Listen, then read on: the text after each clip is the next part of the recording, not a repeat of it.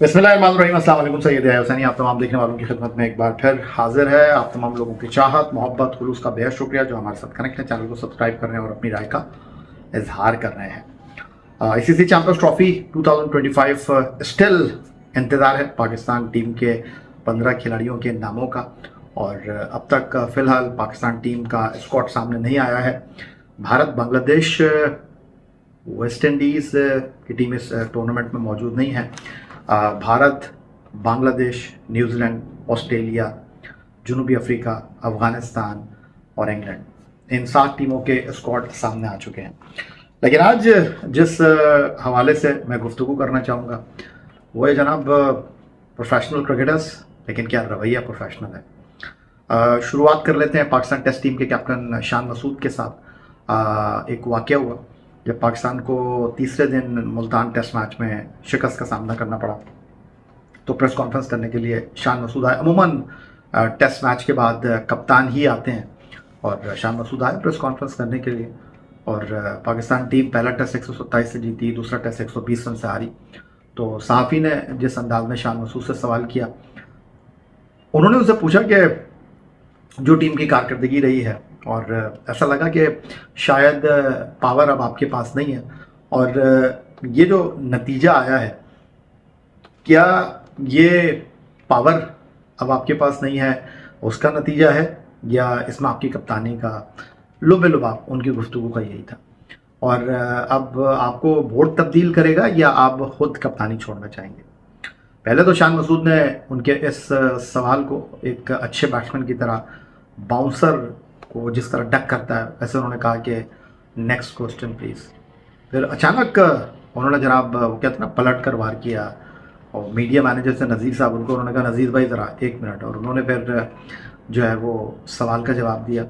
और उन्होंने कहा कि आपके इस सवाल में डिसरिस्पेक्ट का एलिमेंट मौजूद है। और उनका कहना ये था कि हम पाकिस्तान के खिलाड़ी हैं, आप भी पाकिस्तानी हैं, और हम पाकिस्तान के लिए खेलते हैं, आप भी पाकिस्तान टीम को कवर करते हैं, ये आप डिसरिस्पेक्ट कर रहे हैं। देखिए, बात दरअसल ये है कि अब इसमें कुछ लोगों का ख्याल ये है कि जनाब बिल्कुल डिसरिस्पेक्ट हुई है शान मसूद की। कुछ लोगों का सवाल ये है कि यार सहाफ़ी का काम सवाल करना है, उन्होंने सवाल किया, शान मसूद को इतना भड़कना नहीं चाहिए था। आप जब टीम की क़यादत कर रहे हैं, आप जब डिलीवर नहीं करेंगे तो फिर आपको जवाब देना पड़ेगा।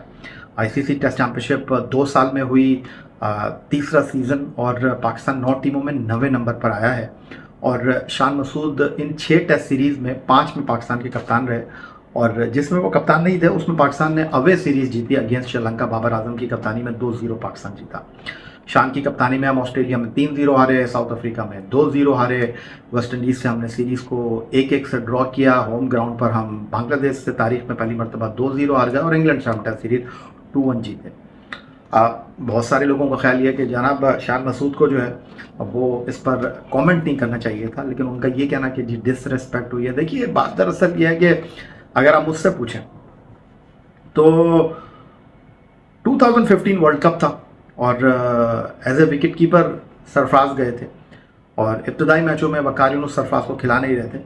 और जब ऑकलैंड में सरफराज को उन्होंने खिलाया, उससे पहले नेपियर में हम यूएई के अगेंस्ट मैच जीते थे, और वहाँ पर मैंने वकार यूनुस से सवाल किया था कि वकार यूनुस साहब, आपके पास जो है वो as a opener wicket keeper तो आए हैं सरफराज, लेकिन वो सेकंड ओपनर आए। तो उन्होंने कहा नहीं यार, मुझे तो नहीं पता इस बात का। हालांकि सिलेक्शन कमेटी को जो सरबराह मोइन खान साहब थे, उन्होंने बाकायदा तौर पर प्रेस कॉन्फ्रेंस में कहा था कि Sarfaraz as a second opener team के साथ ट्रैवल कर रहे हैं।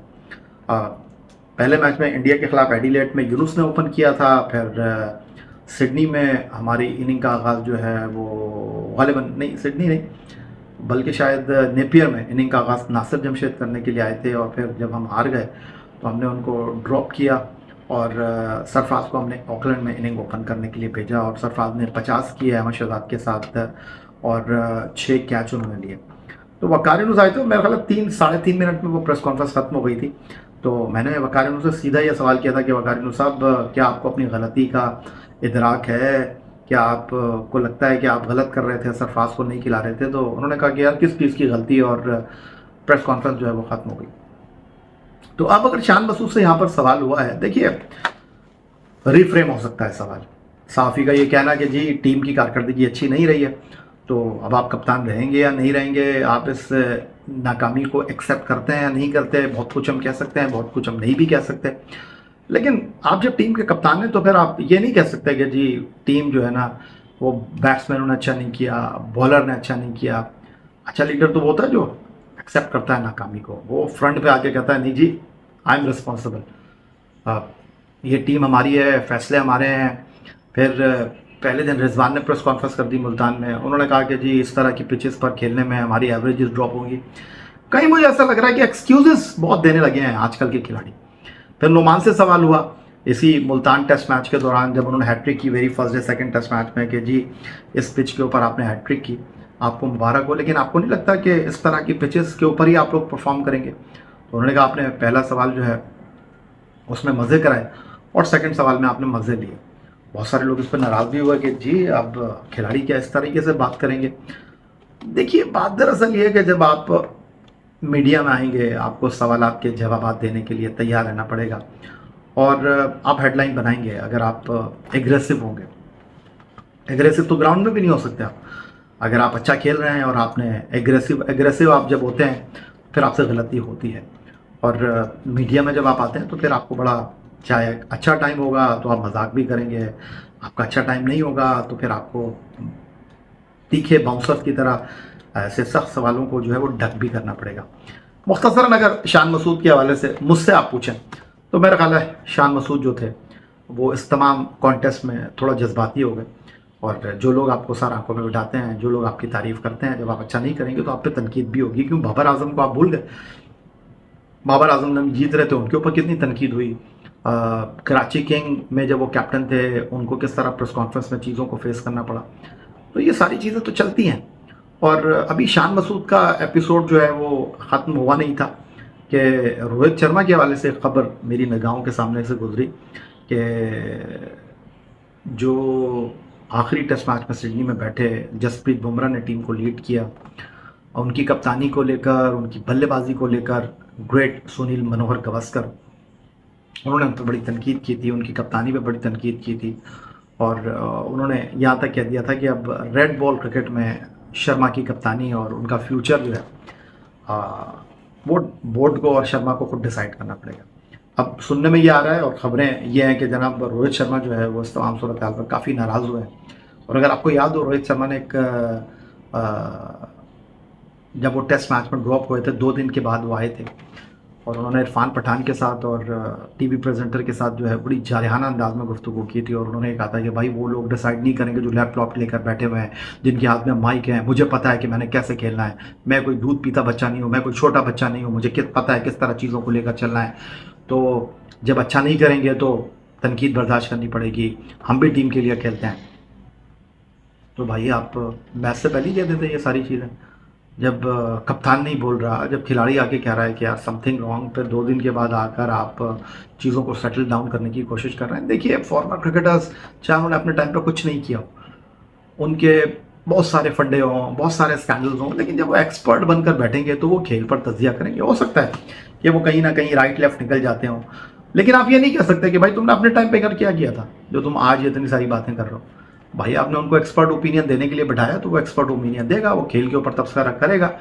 तो अब आई थिंक मुझे शान मसूद और रोहित शर्मा दोनों की जो शिकायत है, दोनों का जो रिएक्शन है, उससे कहीं ऐसा लग रहा है कि जनाब खिलाड़ी जो है ना, अगर उनसे परफॉर्मेंस नहीं भी हो रही तो वो चाहते हैं कि रावी चैन की बांसुरी बजाए, वो क्रिटिसिज्म बर्दाश्त करने के लिए तैयार नहीं है। भाई देखिए आप जब फास्ट बॉलर को 2 चौके मारेंगे निकल के, फिर उसने शॉर्ट बॉल करनी है आपको, उसने आपको बाउंसर करना है, जो उसकी ताकत है, जो उसकी कुव्वत है। अब आप में अगर दम है तो आप पिछले कदम पर जाकर उसको पुल कर दीजिए, आप उसको हुक कर दीजिए। और अगर आप तीखे बाउंसर के ऊपर, तेज़ बाउंसर के ऊपर बमुश्किल अपने आप को बचा पाते हैं, जिस तरह एडिलेड में 2015 में क्वार्टर फाइनल में वहाब रियाज ने हिला कर रख दिया था शेन वॉटसन को। हालांकि वो तेज़ बॉलिंग को अच्छा खेलते हैं, लेकिन उनको समझ नहीं आ रहा था कभी यहाँ से बॉल जा रहा है, कभी यहाँ से बॉल जा रहा है। तो बिल्कुल इसी तरह है। आप वो मिसबाउल कहते थे कि जनाब क्रिकेटर के 10 दिन होते हैं और मीडिया के 90 दिन होते हैं। तो अगर आप इस तरह मैच डालेंगे, अगर आप इस तरह गुफ्तगू करेंगे, अगर आप चीज़ों पर रिएक्ट करेंगे, तो फिर आपको म्यूज़िक फेस करना पड़ेगा। अगर मैं ये कहूँ तो शायद ये कहना गलत नहीं होगा, क्योंकि फिर आपकी ख़राब कारकर्दगी का इंतज़ार करेंगे। जिस तरह आजकल लोग बात कर रहे हैं कि जी बाबर आजम 3 साल हो गए हैं, टेस्ट क्रिकेट में उनसे 100 नहीं हुआ है, तो जो हकीकत है इसमें कोई दो राय नहीं है। लेकिन जो बाबर आजम को सपोर्ट करने वाले लोग हैं, जो लोग उनके पीछे खड़े हैं, वो बोलेंगे कि भाई इसमें कौन सा इतना बड़ा काम हो गया। देखिए, बाबर आजम जब दुनिया के नंबर 1 बैट्समैन शुमार होते हैं, जब पाकिस्तान के टॉप बैट्समैनों में उनका नाम होता है, तो सवाल तो उठेगा कि भाई आपने 3 साल से टेस्ट क्रिकेट में 100 नहीं किया। आप जब चीज़ों को आपको अप्रिशिएट होती है ना, और जब आप चीज़ों को एंजॉय करते हैं, फिर आपको तनकीद भी फेस करना पड़ेगी। क्योंकि ये मीडिया हुआ, ये आपके चाहने वाले हुए, ये अच्छी कारकर्दगी पर तो खुश होंगे, आपका कंधा थपथपाएंगे, आपकी जो है वो मद्दासराई करेंगे। लेकिन जब आपसे अच्छा परफॉर्म नहीं होगा, टीम डिलीवर नहीं करेगी और आप पीछे रहेंगे, टीम की हार में आपका जो है वो जीत में कंट्रीब्यूशन नहीं होगा और टीम हारेगी, तो फिर आपको तनकीद भी बर्दाश्त करनी पड़ेगी। आपको तारीफ़ व तौसीफ़ के साथ इस चीज़ के लिए भी तैयार रहना पड़ेगा। लेकिन अगर आप ये कहेंगे कि जनाब नहीं, हमें तो सिर्फ अच्छा ही अच्छा चाहिए, तो ये नहीं हो सकता कि मीठा मीठा हप हप और कड़वा कड़वा थू थू, इज़ नॉट पॉसिबल। तो आई थिंक मेरा ख्याल है कि ठीक है, हम शायद इस तरफ बैठे हुए हैं और इन चीज़ों को हम ये कहते हैं कि जनाब वो दर्द शायद आप फील्ड के अंदर जो फील कर सकते हैं, हारने के बाद जितना दर्द किसी खिलाड़ी को होता है, उतना दर्द ही उस टीम के सपोर्टर को होता है, उस टीम के जो है वो मीडिया रिप्रेजेंटेटिव को भी होता है, सहाफ़ियों को भी होता है। क्योंकि जब आप किसी बड़े इवेंट में अपनी टीम को कवर करने के लिए जाते हैं, तो आप बैड स्टोरी को तलाश नहीं कर रहे होते कि यार टीम हार जाएगी तो हमने हेडलाइन बना देनी। नहीं भाई, टीम जितना ऊपर जाएगी उतना आप भी ऊपर जाएंगे। आप उस टीम के सहाफ़ी हैं, आप उस टीम के सपोर्टर हैं, आप भी उसके साथ मैच में होंगे। टीम हार जाएगी तो फिर आप के लिए तो कुछ नहीं बचा ना, फिर आप क्या कवर करने के लिए जाएंगे। अगर आपकी टीम ही नहीं है, जिस तरह चैंपियंस ट्रॉफी के अंदर श्रीलंका नहीं है, चैंपियंस ट्रॉफी के अंदर वेस्ट इंडीज़ की टीम नहीं है, चैंपियंस ट्रॉफी के अंदर जिम्बाब्वे नहीं है, आयरलैंड नहीं है, तो भाई इन टीमों के जो सहाफ़ी हैं वो क्या करने के लिए आएंगे चैंपियंस ट्रॉफी में।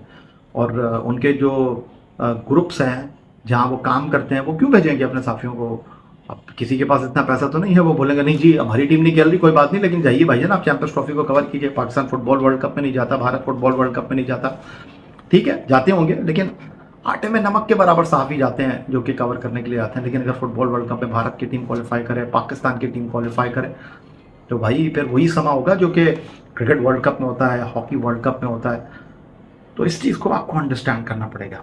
तो बहरहाल ये मेरी ज़ाती राय है, हो सकता है कि शायद हमारे बहुत से देखने वाले इस बात से इत्तेफाक ना करें, क्योंकि आज बहुत सारे लोग विराट कोहली पर तनकीद कर रहे हैं, बाबर आजम के ऊपर तनकीद कर रहे हैं, क्योंकि वो मौजूद हैं लेकिन वो उस तरह डिलीवर नहीं कर पा रहे। कोहली के होते हुए भारत की टीम होम ग्राउंड पर जो है वो न्यूजीलैंड से हार गई, कोहली के होते हुए भारत की टीम ऑस्ट्रेलिया में ऑस्ट्रेलिया से हार गई। और अगर कोहली अकेले लड़ते तो डेफिनेटली उनकी तारीफ होती, लोग उनके पीछे खड़े होते, लोग ये नहीं कह रहे होते कि यार कोहली फिनिश हो गया, बाबर आजम फिनिश हो गया। जब आप परफॉर्म नहीं करेंगे तो फिर आपको तनकीद का सामना भी करना पड़ेगा। तो मुझे लगा कि इस तनाजुर में गुफ्तगू करनी चाहिए। तो आपका क्या ख्याल है, क्या आप मेरी बात से इत्तेफाक करते हैं? तो बिल्कुल मुझे आपकी राय का इंतज़ार रहेगा। अपना बहुत ख्याल रखिएगा, चैनल को सब्सक्राइब करना मत भूलिएगा। अल्लाह हाफ़िज़, पाकिस्तान जिंदाबाद।